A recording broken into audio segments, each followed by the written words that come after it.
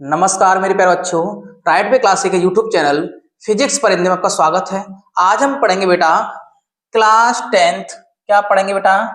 Class 10th Hindi. Class 10th Hindi.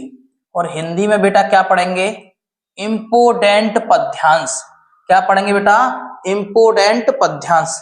जैसा कि कुछ बच्चों की कमेंट आई थी कि सर बता दीजिए कौन कौन से पद्यांश हम पढ़ लें जिससे हमारे पेपर में फंसने के अधिक चांस हो। तो जैसा कि आप सभी को पता है, पद्यांश कितने अंक का आता है बेटा? 6 अंक का, यानी कि 3 प्रश्न पूछे जाते हैं 6 अंक के। तो पद्यांश में वो पद्यांश लेके आया हूं बेटा आपके लिए जो पद्यांश पिछले 5 वर्षों में पूछे गए हैं, सबसे ज्यादा पूछे जाने वाले पद्यांश। ठीक है बेटा, तो आप नोट्स भी बनाते चलें और इसको लिखते भी चलें कौन कौन से पद्यांश आपको पढ़ने हैं। ठीक है बेटा, देखो पहला पद्यांश है, ठीक है, चरण कमल बंधु हरे राही। चरण कमल बंधु हरे राही, ये किस तरह से पूछा जाएगा? इसमें प्रश्न किस तरह से पूछे जाते हैं, ध्यान से सुनना। पहला प्रश्न पूछा जाएगा बेटा, उपयुक्त पद्यांश का संदर्भ लिखिए। क्या पूछा जाएगा? उपयुक्त पद्यांश का संदर्भ लिखिए। तो आप किस तरह से लिखोगे? प्रस्तुत पद्यांश हमारे सूरदास द्वारा, किसके द्वारा? सूरदास। किसके द्वारा बेटा? सूरदास। सूरदास द्वारा रचित सूरसागर से लिया गया है। सूरसागर से लिया गया, ध्यान सुनना। किसके द्वारा लिखी गई है सूरसागर? सूरदास के द्वारा। ये सूरदास है मात्रा बेटा, ठीक है। सूरदास द्वारा सूरसागर से अवतरित है। पहला प्रश्न समझ में आया। इसी से दूसरा प्रश्न वो पूछ लेगा, रेखांकित अंश की व्याख्या कीजिए। तो आपको किस तरह से बेटा व्याख्या करनी है, बड़े ध्यान से सुनना। जो भी आपको अंडरलाइन दिख रही है ना, ये वाली, इस अंडरलाइन की जहां तक भी हो उस जगह तक व्याख्या करनी होती है। तो ध्यान से सुनो किस तरह से करोगे। चरण कमल बंधु हरे राही, सूरदास जी कहते हैं, हे प्रभु मैं आपके कमल रूपी चरणों की वंदना करना चाहता हूं। जाकी कृपा से पंगु गिरि लांगे, जिसकी कृपा से पंगा व्यक्ति पर्वत लांग सकता है, अंधे को सब कुछ दिखाई दे सकता है, बहरा सुने गूंगा पुनः बोले। बहरा सुन सकता है, गूंगा पुनः बोल सकता है, रंग चले सिर छत्र धराए। रंग यानी कि भिखारी भी राजा बन सकता है। ऐसे कमल रूपी चरणों की मैं पुनः यानी कि बार बार वंदना करना चाहता हूं। इस तरह से आपको बेटा इसकी व्याख्या करनी है। अगला प्रश्न पूछा गया है बेटा, किसकी कृपा से लंगड़ा व्यक्ति पर्वत लांग सकता है? रेखांकित अंश में कौन सा अलंकार है किसकी कृपा से लंगड़ा व्यक्ति पर्वत लांग सकता है? इसमें अलंकार पूछा है बेटा। इसमें अलंकार है अनुप्रास अलंकार। कौन सा अलंकार है मेरे प्यारे बच्चों? अनुप्रास अलंकार। आपको मैंने अलंकार सभी पढ़ा दिए हैं। अगर आपको नहीं पता है अनुप्रास अलंकार क्या होता है, तो आप इसी चैनल पे वीडियो देख सकते हैं, रस छंद अलंकार बाई धर्मपाल सर। तो आपको अनुप्रास अलंकार के बारे में जानकारी मिल जाएगी, क्योंकि इस वीडियो में हम बताने जा रहे हैं केवल इतना कि कौन कौन से पद्यांश पूछे जाएंगे। ठीक है, इसलिए इस पे चर्चा नहीं करेंगे। स्क्रीनशॉट कर सकते हो। आगे चलें। अगला है बेटा पद्यांश जो आपको करना है इंपोर्टेंट, इस पे लिख लीजिए आप। निर्गुण कौन देश को वासी। निर्गुण कौन देश को वासी। इसमें भी 3 ही प्रश्न पूछे जाएंगे। किस तरह से पूछे जाएंगे देख लीजिए।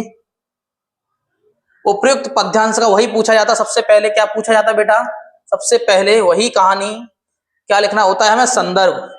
फिर क्या लिखनी होती है? व्याख्या। जैसे मैंने अभी समझाया था उस तरह से इसका क्या मतलब है वो समझाना है। फिर पूछा जाएगा आप में लास्ट में, पद्यांश में मधुकर शब्द किसके लिए प्रयुक्त हुआ है। इस पद्यांश में जो मधुकर शब्द है वो किसके लिए प्रयुक्त हुआ है। इस तरह से आपको पद्यांश लिखने होते हैं। सबसे पहले संदर्भ, फिर व्याख्या, फिर एक प्रश्न पूछ लेता है उसी पद्यांश से रिलेटेड। क्लियर?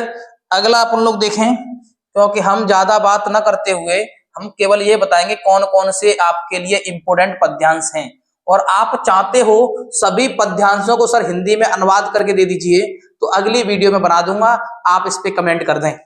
ठीक है, अभी हमारा केवल टारगेट इतना है, कौन कौन से पद्यांश बोर्ड में पूछे जा सकते हैं आप उनको नोट कर लें और इनको पढ़ के जाएं।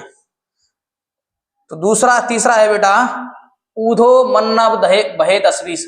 ऊधो मेरे तस्वीस मन नहीं थे, एक ही मन था वो भी कृष्ण ले गए। ठीक है ना, ऊधो मन्ना बहे तस्वीस, इसको आप पढ़ लेना, वेरी वेरी इंपोर्टेंट है बेटा, मुझे बहुत अच्छा लगता है ये वाला। ठीक है, अगले पे चले बेटा। अगला है ऊधो माहे ब्रज नाई बरसत नाई। ऊधो मोह ब्रज बरसत नाही, मुझे ब्रज पसंद नहीं आ रहा। ठीक है, क्यों कौन कह रहे हैं ये बात? श्री कृष्ण जी कह रहे हैं, वृंदावन गोकुल वन उपवन संग गुज कुंज छाई, मुझे वो वृंदावन याद आ रहा है जिसमें हम खेलते खिलखिलाते थे, छाया में बैठे रहते थे। इसके बारे में आप पढ़ लेना बेटा। ठीक है, क्योंकि सभी का अनुवाद कराऊंगा तो वीडियो बहुत लंबी हो जाएगी। आप कमेंट करना किस किस के अनुवाद कराने हैं, उन्हीं का मैं स्पेशल अनुवाद करके आपको वीडियो प्रोवाइड कर दूंगा। आगे देखिए बेटा, अगला है मैया मैं न चराऊं गैया। अगला कौन सा है बेटा हिंदी में? मैया मैं न चराऊं गैया। कौन कह रहे हैं बेटा? श्री कृष्ण जी कह रहे हैं अपनी माँ से कि मैं भैया मैया नहीं चराऊंगा गैया, मैया मैं न चराऊं गैया। हे माँ, मैं गैया चराने नहीं जाऊंगा। क्यों नहीं जाऊंगा? इसमें पूरी कहानी लिखी है, आपको पढ़ लेना है, आनंद बहुत आएगा। आगे देखिए बेटा, अगला है, और देखिए सनों में पूछे भी गए, देख साथ साथ सन भी देखते चले आप। ठीक है बेटा, अगला है बेटा, सुन सुंदर बैन सुधारस साने। ये भी वेरी वेरी इंपोर्टेंट है, 2020-24 में पूछा भी गया है। इसमें भी अलंकार पूछा गया। देखो, अलंकार पे विशेष ध्यान देना है। ठीक है, अलंकार कोई सा भी अलंकार पूछ सकता है आपसे। अगला है, सुवत ओढ़ पीतपट श्याम सलोने गात, मनो नील पर शैल पर आपत पर्यो प्रभात। इस पे भी आप इंपोर्टेंट कर लें, ये दोहा है। क्या है बेटा? दोहा। इस दोहा का हिंदी अनुवाद करना है और इसके भी 3 प्रश्न होंगे। इस तरह से बेटा आपको ये सभी प्रश्न जो मैंने बताए हैं इनको पढ़ के जाना ही जाना है। 90% पढ़ने, इसी से पूरे चांस हैं फंसने के। फिर भी मैं एक बार आपसे पुनः कहूंगा, आपको इनको पढ़ने के बाद भी इन्हीं पर निर्भर नहीं रहना है, इसके अलावा भी पढ़ के जाना है।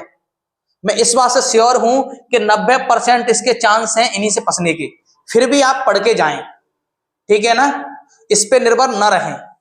अच्छे नंबर लाने के लिए यही तरीका होता है बच्चों टॉपरों का। इसको जरूर पढ़ना है, 2-3 बार इनको पढ़ के जाएं, 1-2 बार कोई और भी पढ़ के जाएं। इसके अलावा भी 10% वो आ गया तो आप कर दो। फिर आप ये ना कहो सर आपने तो इंपोर्टेंट बताए थे उसमें से फंसा नहीं। लेकिन मैं इस बात को पुनः कहूंगा, देख लेना जिस दिन पेपर देके आओगे इन्हीं में से आपको एक गद्यांश पूछा जाएगा, उस दिन कमेंट करना आप। तो मिलते हैं नई वीडियो में, तब तक के लिए जय हिंद, वंदे मातरम।